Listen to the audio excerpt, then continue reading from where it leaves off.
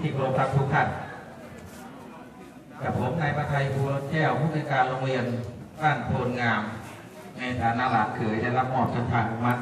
จากทางเจ้าภาพให้ปฏิบัติหน้าที่เป็นพิธีกรลำดับขั้นตอนงานชาปนกิจศพของคุณพ่อบุญมาสินภูลก่อนอื่นนั้นผมขอแจ้งกำหนดการลำดับขั้นตอนให้ท่านทราบดังนี้ลำดับแรกจะได้เรียนเชิญท่านประธานในพิธีฝ่ายคารวะได้จุดธูปเทียนบูชาพระรัตนตรัยสวดมนต์แบบสั้นส่วนพิธีทางสงฆ์นั้นทางคณะสงฆ์ได้ดำเนินการ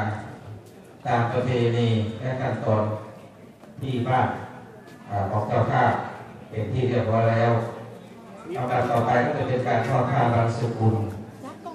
จำนวน41 ผืนมหาบางสุกุล1ชุดพิเศษและชุดรองอีก2แล้วก็การประวัติผู้วายชนก่อนอะไร